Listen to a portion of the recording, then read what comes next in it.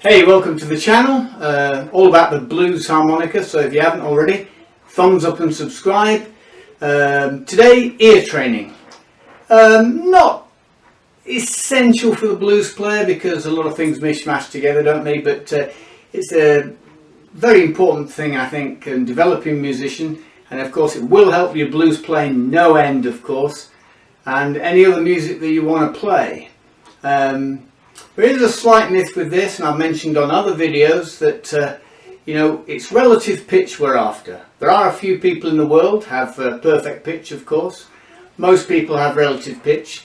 You know, I worked in a music school many years ago where there were people with perfect pitch that really never applied it, and there were people with relative pitch that were almost geniuses of playing. You know, it's no good if you walk outside and hear a bus changing gear and grating and going, hey, that's an A flat. If you can't apply it to musicianship, you know, or perhaps you don't want to. The improvising musician, of course, it's almost essential. But of course in the blues idiom we can get away with quite a lot, that is for sure. But it's fun, you know, and it will make you a much better musician. So, okay, so basically a lesson for guys with a lot of experience and maybe guys who are just starting out. It's all relative. I've got a C harmonica here, but well, let me just give you this. Let me just play this phrase for a few keys. Okay, just listen to this.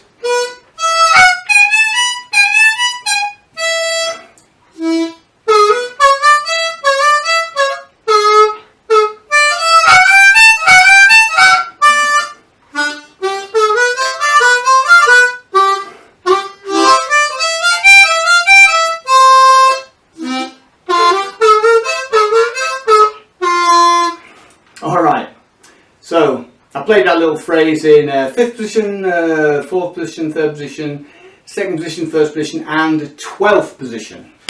Now you don't need to do that, I'm just going to show you the phrase in an easy key so that you can learn the intervals. Using a C harmonica, let's just play it where it's fairly straight ahead and easy for you to do. So just in case people have come to music different ways, because some people have a lot of knowledge, other people don't. It doesn't really make a difference on this. It's just the way that I have to put it over depending on who I'm talking to, because I'm talking to everybody. So just go from 3 blow or 2 draw. So let's go easy, make it easy. 3 blow, 4 blow, 4 draw, 5 blow, 5 draw, 6 blow,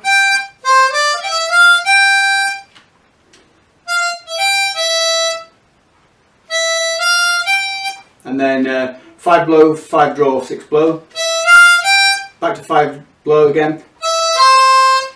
Okay.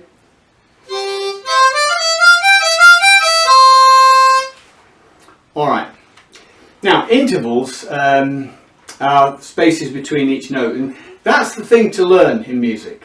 That's the thing that you, whether you're a blues player, you know, whether you're any style of player, you know, jazz player, anything, intervals is where it's at. That's where you've really got to kind of know. So the first bit of this phrase, da do da do da do,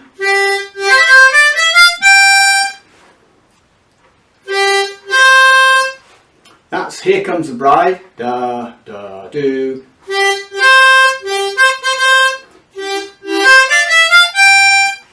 But I would learn it off that phrase really. And then the next few notes are the first few notes of a major scale.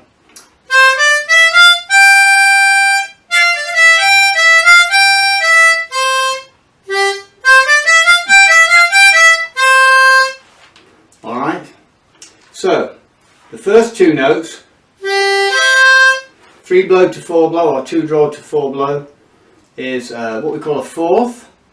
Here comes the bride. And by learning these phrases, if you get certain phrases, you can start learning intervals. Now you can take phrase from me, or you can take it from anything really, as long as you start to learn where the intervals are. That's the trick. Okay.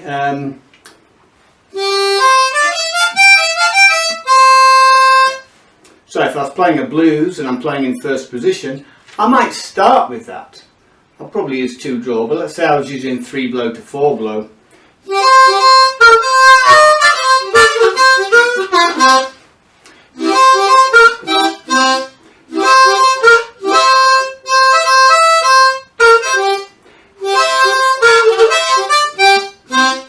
Yeah?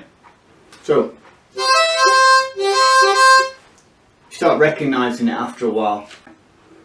So you start, the idea is you get phrases or you get tunes and put them in your head, and you do them until they become the golf markers for you to recognise intervals, going up and going down. Now that phrase that I've given you there, that's the from the 4 blow, that's the start of a major scale. Do, re, mi, fa, sol.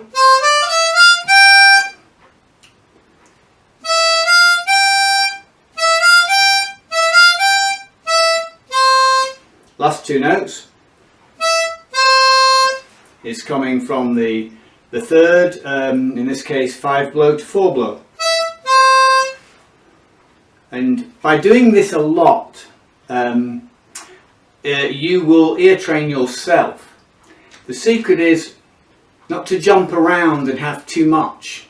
Okay, don't have 1,000 phrases that you have to learn one thing. Focus down onto one thing and use that as your golf marker. Alright, and hopefully that will facilitate you into learning intervals. The 4th interval is a fairly easy interval to hear. Alright, then your basic arpeggio. Alright, let's keep it in first position. 4 blow, 5 blow, 6 blow, 7 blow. So the first of the scale, the third of the scale, the fifth of the scale, and the top.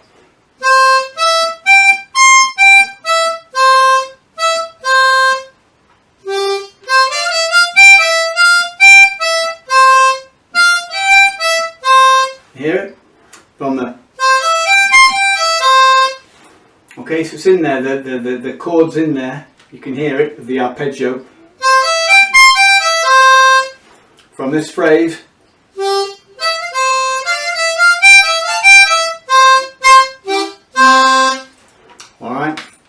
And that phrase is extremely useful. Now, if anybody wants a Skype lesson with me on this, I've got a clever little technique to use with a few phrases that will give you everything that you need, all the intervals.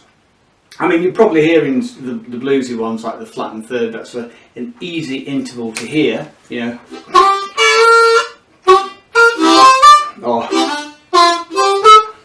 The first 2 intervals are easy, but it might not be for you, so I have little ways to get around that. And it's like anything, it's like rolling your stomach and patting your head. You train your mind to hear them. For example, you get a 5-year-old child, 4-year-old child, walk over to the piano, middle C, bang, tell them what it is, C. Next morning, put another note on the piano, is that middle C? They'll say no. Play a note near middle C, they'll go no. You play the middle C and they don't see you hand at the piano, and they'll get it right because they've no preconceived idea. And that's why in children it's the best age to get you to do it. Adults can do it, the trouble is that they fill their minds full of loads of CRAP, don't they? We all do it, okay, and you've got to shelve that and focus. The child doesn't need to that, it's immediate. And that's why they are able to do it. But there's no reason why an adult at any age couldn't get perfect pitch, or at least relative pitch, to facilitate their playing. Not a problem at all. So that's kind of the tip today. This phrase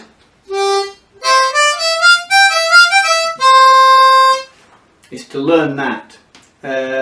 If you're an advanced player, of course, or intermediate,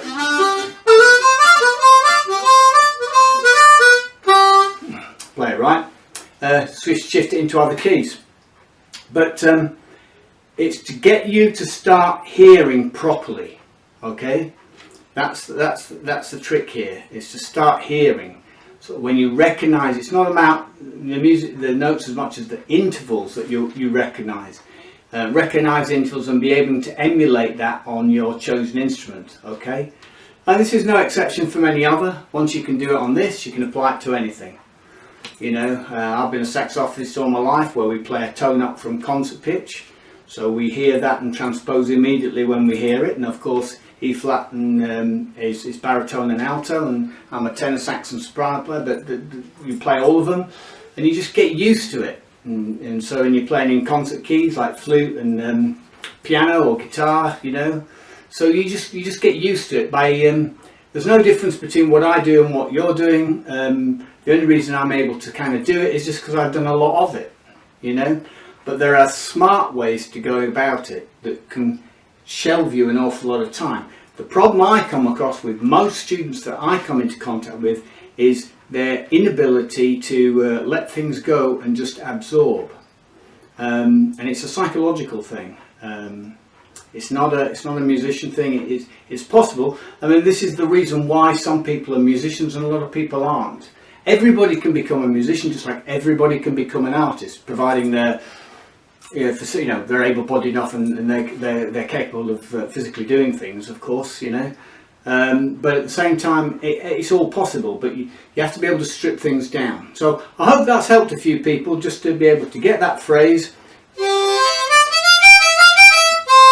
And for now, just lock it in. Start looking at those first two intervals, and there's more to go at this.